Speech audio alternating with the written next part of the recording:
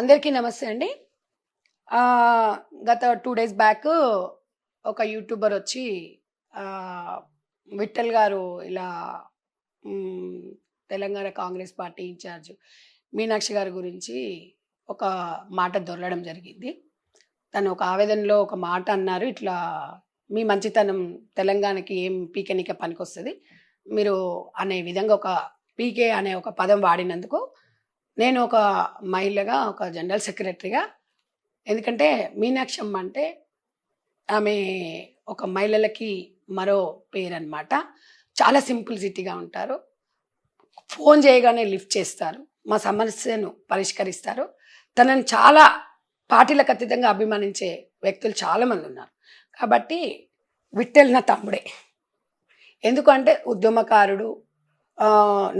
నాకెలా అయితే ఆవేదన ఉంటుందో ప్రతి సమస్య మీద, విఠల్ అన్న తమ్ముని కూడా చాలా ఆవేదనతోని కొన్ని సందర్భాలలో ఎమోషనల్గా అయ్యి తన అన్న మాటకి కేవలం మీనాక్షమ్మని తెలంగాణకు మీ మంచితనం ఎందుకు పీకడానికి అనే మాటకి కొంచెం నేను బాధపడ్డాను. ఆ బాధలో విఠల్ గారిని నేను అనడం జరిగింది. అయితే ఇది మా పర్సనల్ ఇష్యూ ఏం కాదు. నాకు ఆయన ఉద్యమకారుడు, నేను ఉద్యమకారురాలని, మేము అందరం ఉద్యమం చేసిన వాళ్ళమే. ఒకవేళ అమ్మగారిని తను విఠల్ గారు కూడా నాతో చెప్పారు. ఆ మీనాక్షమ్మ కూడా మా తల్లితో సమానం.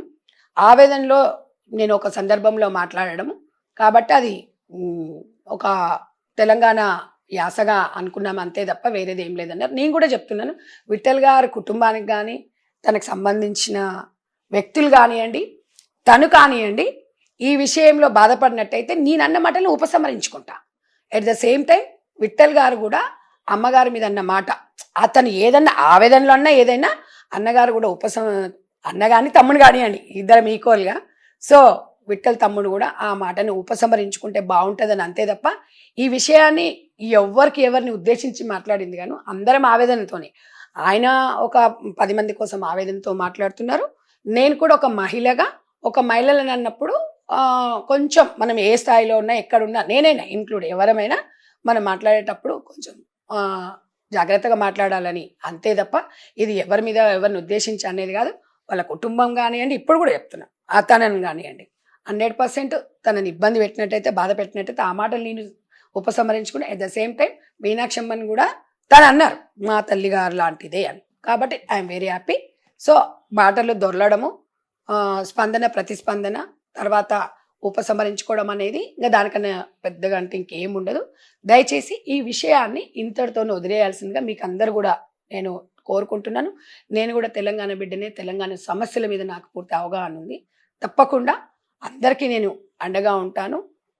ఏ విషయం ఉన్నా కూడా పార్టీ పరంగా తెలంగాణ ఇన్ఛార్జ్ మీనాక్షమ్మ కాబట్టి నేను స్పందించడం జరిగింది తప్ప వ్యక్తిగతంగా నాకు ఎలాంటి విభేదాలు నాకు కానీ విఠల్గా తమ్ముని కానీ లేదు.